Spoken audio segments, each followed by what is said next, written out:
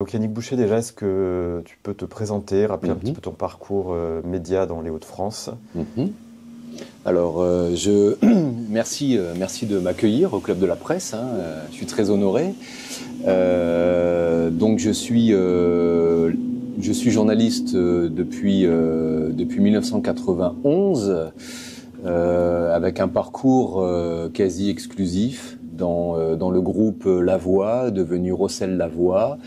Très rapidement, je suis originaire de l'Avesnois, mais j'ai toujours travaillé à Lille. J'ai commencé en local à La Voix du Nord, à Avesnes, sur Helpe, à Maubeuge, pour très vite quitter le journal au début des années 90 pour monter avec une équipe de collègues, une petite équipe à Saint-André, le journal Lundi, parce qu'à l'époque, en 1993, il n'y avait pas de journaux ni Nord-Éclair, ni La Voix du Nord le lundi. Donc des petits malins avaient imaginé un petit journal, une espèce de Libé de la métropole. Voilà, une aventure qui m'a permis de bien couvrir les législatives de 93 et donc de faire de la télévision et de revenir dans le groupe Voix du Nord, puisque le journal Lundi, malheureusement, avec des soucis de gestion et des soucis commerciaux de distribution, n'a pas pu se déployer. J'ai tout de suite été associé à la Chronique du Nord-Pas-de-Calais, qui était dans les années 90 le journal économique de référence du Nord-Pas-de-Calais, avec Simon Verdière, son rédacteur en chef pour les plus anciens, qui était vraiment une lettre d'information économique, d'information confidentielle, qui était publiée le samedi matin et qui m'a permis après des études de droit et de sciences politiques à l'université de Lille, de m'immerger complètement dans le tissu entrepreneurial de la région et de faire connaissance avec les grandes familles de cette région. La première d'entre elles, évidemment, les Mulliers, mais pas que les Mulliers, les Le Sart, les Roquettes, les Bonduel, etc., qui forment l'architecture, on va dire, de ce capitalisme familial qui est très cher à notre région. Voilà, et donc j'ai aussi fait de la radio à la Voix de l'Info pendant 7 ans, bénévolement, parce que le format radio m'intéressait. Et puis j'ai réintégré la locale de Lille pendant 6 ans, pour suivre le départ de Pierre Mauroy et l'arrivée de Martine Aubry. Donc là, et en 2005, je deviens chef du service économique de la Voix du Nord, un poste que je vais occuper pendant 19 ans, record à battre. Voilà. Et ce qui me permet en même temps de faire des animations de conférences, d'en faire beaucoup, et aussi d'accompagner le développement de la chaîne WEO, présidée par Jean-Michel Daubry, avec des émissions économiques. On m'identifie très rapidement depuis on va dire 25 ans dans 2 domaines. Évidemment l'économie, en tant que chef du service éco, avec mes petits camarades de l'époque, Valérie Sauvage et Jean-Marc Petit. La même équipe pendant 19 ans. Je crois que dans un média, c'est quand même assez rare. Aujourd'hui, il y a Marc Gros-Claude et Jean-François Soleri qui se sont greffés, mais voilà. Beaucoup de stabilité, en fait. Donc, on m'identifie beaucoup dans les réseaux, on va dire, les réseaux développement durable, nouveaux modèles économiques. Et puis, nouveau modèle économique, préservation des ressources naturelles déjà. Et puis, l'autre versant, j'ai pris en charge depuis 2007 à la Voix du Nord, le Grenelle de l'environnement, toute la partie vivant, protection du vivant, la biodiversité, le monde sauvage, en fait, dans notre région, faune et flore. Donc voilà, j'avais 2, écologie, économie, les 2 étant, c'est pas un oxymore, il y a des points de rencontre, ça se chevauche un peu. C'est pas du tout les mêmes acteurs, pas du tout les mêmes problèmes, mais à chaque fois, c'était tout mon fil conducteur dans toute ma vie professionnelle, c'était la protection des ressources, qu'elles soient humaines, qu'elles soient humaines ou vivantes, on va dire, et les ressources naturelles issues du grand monde du réemploi, du recyclage, ce qui va devenir l'économie circulaire. Est-ce que voilà, cette fibre écologique, environnementale, préservation des ressources, économiques aussi, est-ce qu'elle est venue au gré de ton parcours professionnel ou très tôt tu étais animé par cet univers-là? Pour répondre à ta question, il y avait donc cette immersion dans un monde politique qui réfléchissait sur comment on fait pour extraire moins de ressources naturelles, pour réemployer plus, pour produire moins, parlait pas de décroissance, hein, pour recycler davantage, pour préserver les ressources naturelles déjà à l'époque. Et puis, j'ai eu la chance de voir se mettre en place les premiers pôles de développement, le pôle donc le CD2E à Los Angeles avec Jean-François Caron, le pôle Team 2 qui est le seul pôle de compétitivité sur le 77 à l'époque, 57 pardon à l'époque, Jospin 2011. Hein, le dernier pôle de compétitivité, c'est celui de Team 2 à Los Angeles sur l'économie circulaire. On commence à réfléchir justement on arrête le mode linéaire, c'est-à-dire je produis, je consomme et je jette. Et on commence à réfléchir à la fin de vie, à l'éco-conception d'abord et à la fin de vie, pour remettre dans le circuit économique des produits qu'on va réemployer ou recycler. Donc tout ça, ça s'est fait progressivement. Les acteurs sont mis en place. Il y a longtemps eu une période d'expérimentation, de tests, de labos, de prototypes, avec surtout dans le monde économique et solidaire, avec des gens qui mettaient en place en fait un nouveau mode de pensée économique et social. Et pour une autre chaîne de valeur, pour mettre en place un labo. Et est arrivée la troisième révolution industrielle avec Jeremy Rifkin, l'essayiste américain, grand penseur américain, qui a fait un business plan en 2013, hein, bientôt faire 15 ans, pour organiser à l'échelle de toute la région une nouvelle feuille de route sur le développement économique. Donc on a, en fait, depuis 30 ans dans cette région, ce qui n'est vraiment pas le cas de toutes les autres régions françaises, on a des politiques et des patrons, un monde économique, comité Grand Lille, maison des professions devenues entreprises et cités, bassins territoriaux, les MEDEF territoriaux qui ont eu leur rôle à jouer aussi, le réseau Alliance. On a toute une gouvernance qui s'est mise en place avec les politiques et les économistes, enfin les chefs d'entreprise et leurs représentants, les grandes familles, etc. C'est un monde qui a ensemble réfléchi d'une manière prospective à l'avenir de la région. C'est ça que je trouvais particulièrement intéressant dans le Nord-Pas-de-Calais. Je connais moins la Picardie, pardon, mais dans le Nord-Pas-de-Calais, en tout cas, il y avait cette capacité à se projeter sur les 10 ans, les 20 ans. Moi, j'ai vu passer plein de choses, des études prospectives, et c'est ça que j'ai voulu faire avec l'éco-dynamo, en fait. J'ai accompagné donc tous ces sujets pendant toute ma vie professionnelle au sein de La Voix du Nord. Un grand merci au journal qui m'a permis de le faire. Et j'ai vu les freins, les difficultés, les parcours du combattant, les échecs qui ont été nombreux. Il y a des tas d'exemples. J'avance d'un pas, je recule de deux. Et puis le moment de basculement, peut-être à partir de 2015, on va dire, où on a commencé à parler de changement climatique. Et là, on s'est rendu compte qu'il fallait vraiment faire autre chose et un capitalisme complètement en bout de souffle et un mode de développement des affaires qui ne correspondait plus en fait aux limites planétaires, qui commençaient déjà à être dépassées. Mais alors, j'entends le parcours, la fibre, mais donc l'aventure à la Voix du Nord, pardon, se termine fin 2024. Oui, c'est ça. À l'occasion d'un plan de départ volontaire. On en a parlé dans ce club, évidemment, on a montré notre solidarité à ce moment-là.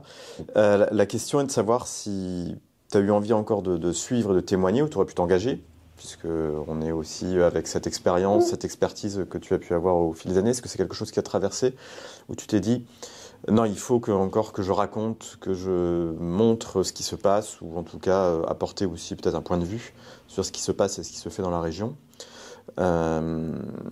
Ou est-ce qu'il y a eu des tentations aussi de peut-être s'engager, s'investir pour justement participer à cette troisième révolution industrielle et à cette région qui, comme tu le dis, va de crise en crise, mais aussi montre des capacités de résilience assez remarquables. C'est ça qui est intéressant en fait. C'est une région qui souffre, les gens du Nord, ils souffrent ensemble, hein. Ils s'amusent ensemble et ils souffrent ensemble, bien connu, hein. Donc moi, l'éco-dynamo, c'est ma contribution en fait. Ça vient d'où? Ça vient de 2012 avec le pôle Team 2 et Christian Trenel, son directeur général. En 2012, j'anime 3 fois par an des huis clos où à Villeneuve d'Ascq sont réunis entre 150 et 200 experts d'une thématique. Les métaux stratégiques, les plastiques dans l'automobile, les sédiments, les déchets du bâtiment, le textile, etc., etc. en mode économique circulaire. Hein. C'est foisonnant. Il y a des PowerPoint géniaux, on voit des experts monter à la tribune expliquer plein de choses. On se dit, mais mince, toutes ces infos, elles ne sont pas exploitées. Moi, en revenant à mon bureau à la Voix du Nord, je faisais quelques articles qui étaient vite tombés dans les limbes du site internet, etc. Mais j'avais envie le Pôle Team 2 s'est dit, bon, on va dégager une petite ligne et on va faire un petit magazine que j'ai appelé Dynamo à l'époque, en 2012. Il y a eu 3 numéros et puis on a senti que les acteurs de l'économie circulaire et des sobriétés, pour faire court, hein, avaient mordu. C'est-à-dire c'était intéressant, il y avait un petit média pour eux de liaison. Et puis je faisais ça quasi bénévolement, hein, et on avait un petit imprimeur, on faisait ça, c'était très, très artisanal. Un petit succès d'estime quand même. Et ça s'est arrêté. Et quand il y a eu ce plan de départ volontaire fin 2023 et en 2024, je me suis dit, pourquoi ne pas réveiller Dynamo et sous une forme numérique, puisque maintenant le papier, c'est quand on est seul, c'est un petit peu faire du hors-piste. Et donc, j'ai décidé de me lancer, quoi, tout simplement, et de continuer à valoriser du mieux possible avec mes moyens, qui sont encore très limités, parce que je suis seul, avec quelques partenaires, de pouvoir valoriser tous ceux qui, d'une manière ou d'une autre, veulent amortir le choc du changement climatique. Et on peut parler peut-être juste du mantra de l'éco-dynamo. Oui, justement, alors moi j'allais d'abord démarrer par le nom, s'il a une histoire aussi. Oui, l'histoire c'est ça, c'est 2012 Dynamo, 3 petits numéros, et c'est pour rappeler à ceux qui ont mordu il y a 10-15 ans que on continuait. Okay. J'ai gardé le même logo, la même voilà, et j'ai mis l'éco parce que Dynamo s'était pris au domaine. Okay. Voilà. Et puis rester dans un environnement économique. Et puis c'est la dynamo. Il y a le côté ingénieur, il y a le côté j'entraîne, il y a le côté vélo, le petit côté doux. Et puis c'est un journalisme de solutions dans tous les domaines, les recyclages, les réemplois, les sobriétés. On a plein d'exemples et on en aura de plus en plus parce que j'ai lancé l'éco-dynamo fin juin. Avec les 2 mois d'été, il ne s'est pas passé grand-chose. Et en fait, on peut dire que l'aventure démarre, en fait. Et avec un déploiement d'articles, de reportages, d'entretiens. En fait, le mantra, si je peux me permettre, oui, allons-y. De l'éco-dynamo, c'est l'empreinte matière. Sans rentrer trop dans le détail, la science, et ceux qui s'intéressent à la question, qu'ils soient journalistes, économistes, dans les ministères, etc., il faut partir de l'empreinte matière, de ce qu'on produit. Si on veut lutter contre le changement climatique et amortir les chocs le mieux possible, limiter les dégâts, la clé d'entrée, c'est l'empreinte matière. On consomme 20 tonnes par habitant et par an, 20 tonnes de matériaux pour assurer notre train de vie, notre mode de vie. Donc c'est tout ce qu'on peut consommer au niveau organique, au niveau matière, plastique. Je ne parle pas du poids de la maison ou du poids de la voiture, hein, mais 20 tonnes par an. La science dit 5 tonnes, si on veut respecter l'accord de Paris avec les 2 degrés. L'ADEME dit, si on est à 10 tonnes en 2030, ça sera franchement bien, mais elle n'y croit pas, en fait. Donc ça veut dire qu'on surproduit encore. On produit beaucoup de choses, absolument tout, hein, nos portables, tous nos accessoires, tout ce qui... Il y a 300 000 objets dans une maison américaine, il y a entre 40 et 50 000 objets dans une maison française.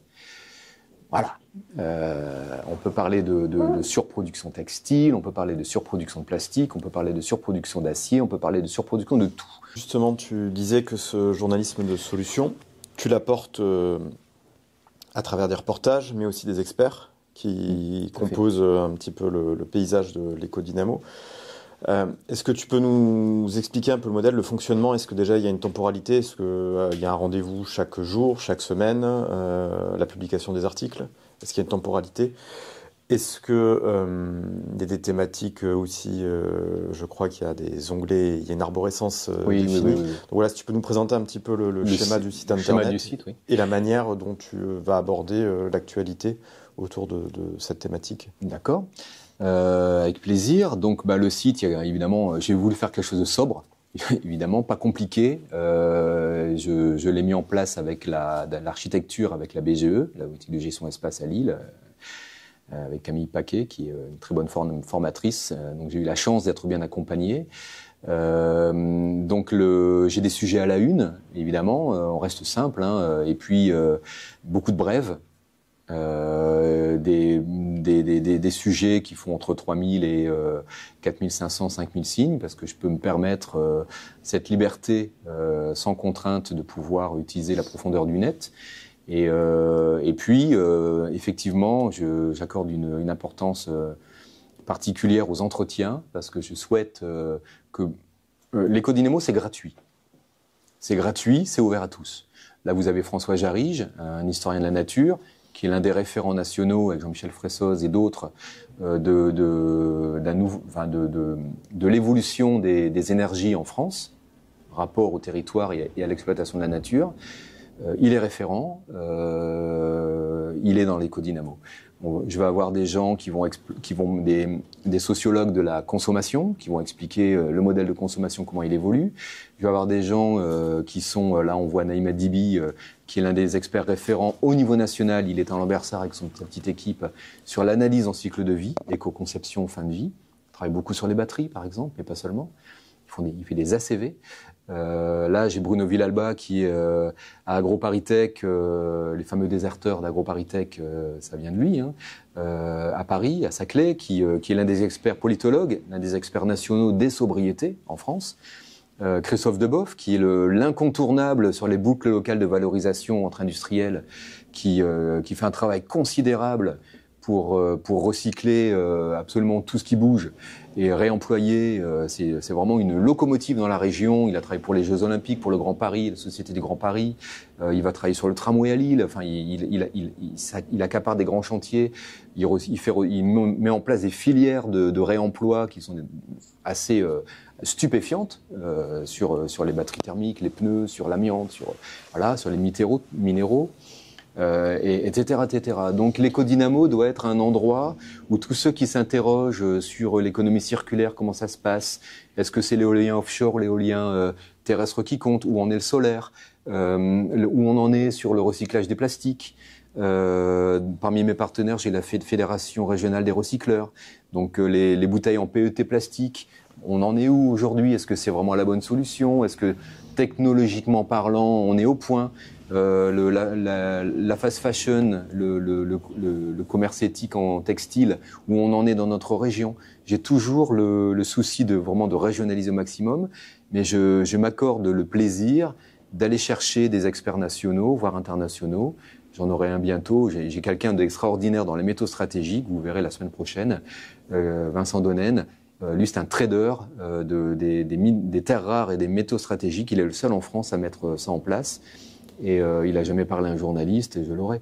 Bon, donc comment alors justement ce recrutement se passe d'experts? Est-ce que c'est ton réseau d'abord? C'est mon réseau. C'est mon réseau. Je travaille avec Team 2, avec Federec, avec NeoEco, avec WeLoop pour la CV. Je travaille avec la Fédération régionale des travaux publics, qui fait sa petite révolution dans l'économie circulaire, les TP. Et donc, voilà, avec le CD2E, sur le bâtiment durable notamment. Mais est-ce que tu t'ouvres ou est-ce que l'idée c'est que ça reste d'abord maîtrisable avec ton réseau, ou est-ce que l'idée c'est justement, pour participer à cette réflexion, c'est de se dire, je ne sais pas si d'autres ou en ligne dans la salle ont peut-être des apports par des expertises, je pense à l'agence de l'eau, enfin il y a plein de gens qui pourraient aussi y réfléchir à cette thématique.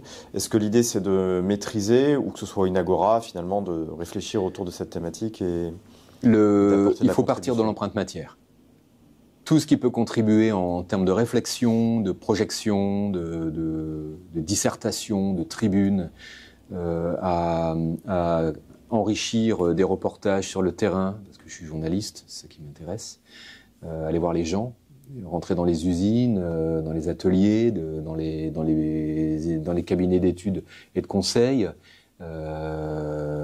J'ai audissé le grand cabinet d'ingénierie environnementale à Rouen-Varandin près de Douai avec moi. J'ai Ixan, qui est un bureau qui est très discret, mais qui est référent aussi à Villeneuve d'Ascq sur les thématiques d'assainissement, d'agriculture urbaine, etc. Donc, ce sont des gens qui dans l'éco-dynamo, c'est une chambre d'appel en fait, pour qu'on puisse un endroit où on va trouver des entretiens, des reportages, des repères aussi, où on en est les grands chiffres du climat.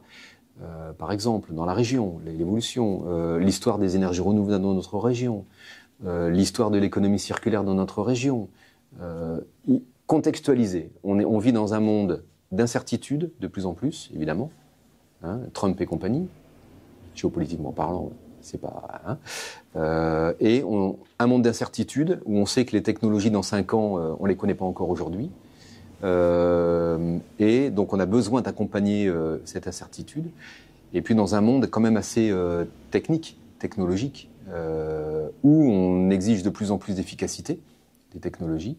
Et pour ça, l'ADEME, qui va me suivre et qui va m'apporter beaucoup de contenu, travaille sur les scénarios prospectifs. Au Club de la Presse, vous avez reçu l'ADEME le 14 septembre, sur les mobilités douces. Dans les onglets, il y a un volet un peu politique ou autre, alors que la politique influe beaucoup finalement sur ces chemins à suivre. En fait, je commence. Donc, quand Bruno Villalba explique il est politologue, quand il explique que la seule manière de s'en sortir, c'est d'organiser une sobriété la moins contrainte possible, bon, c'est pas que Pierre Rabhi, hein, avec la sobriété heureuse, c'est modéliser tout ça. C'est-à-dire que les politiques sont-ils à la hauteur? Les politiques publiques sont-elles à la hauteur? Au Congrès national du bâtiment durable, 4 et 5 septembre, on a bien vu que les politiques n'y étaient pas.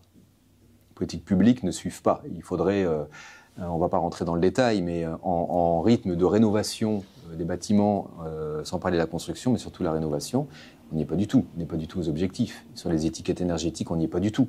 Il faudrait passer de 6% de AB à 90% de AB en 2030. Comment on fait? Donc, il faut aller beaucoup plus vite, accélérer. On a l'urgence climatique. Elle va être de plus en plus contraignante, pressurisante. Elle va de plus en plus impacter nos modes de vie. Et donc, comment l'économie, le tissu productif s'organise et se déploie et continue à être rentable, parce que c'est le but d'une entreprise. Comment les grands réseaux, les associations aussi, mettent en place des nouveaux systèmes de production pour permettre une consommation plus responsable. Ça, c'est vraiment le grand schéma général de l'éco-dynamo. Et de toute façon, les pays scandinaves y sont, la moitié de l'Allemagne y est. La France, on commence, un pays très centralisé encore. On commence seulement à massifier certaines filières. Mais sans rentrer dans les détails, on n'y est pas encore. Donc on est au début de quelque chose. Et alors comment dans ce média en ligne, ce pure player, est-ce qu'il y a rien de plus dur, enfin, ça reste un avis, mais quand on est journaliste, et de ne pas confronter un petit peu ces réflexions et de se faire relire, etc. Comment tu arrives, toi, à gérer ça? Et est-ce que des collaborations extérieures sont envisagées, enfin des pigistes, ou d'étoffer la rédaction? Est-ce que c'est des projets que tu as? Oui. Alors rester seul, ça va être compliqué. C'est très chronophage. Donc oui, j'aimerais avoir un peu de soutien. Avoir toujours la même signature, c'est pas sain dans un journal. Donc c'est très important. Il y a toute la dimension économie sociale et solidaire que j'aimerais développer. Donc là, je pense... si j'en ai les moyens, j'aimerais bien... j'ai déjà un photographe de presse qui vient de la Voix du Nord, Jean-Philippe Rousseil, qui m'a fait le plaisir, qui était un excellent photographe de presse. Il a quitté la Voix du Nord il y a une quinzaine d'années. Il a repris du service pour l'éco-dynamo. C'est un vrai bonheur de l'avoir avec moi. Donc il y a quelques reportages où on voit tout de suite l'impact de la photo. Voilà. Je vais faire de la vidéo également. Donc l'éco-dynamo commence en fait. D'accord. Donc on va lui laisser quelques mois pour qu'il se déploie complètement, mais à raison d'une petite dizaine d'articles supplémentaires toutes les semaines, je pense qu'il va s'étoffer et puis essayer d'être référent entre guillemets sur un endroit un peu spécialisé où on va justement trouver de la matière.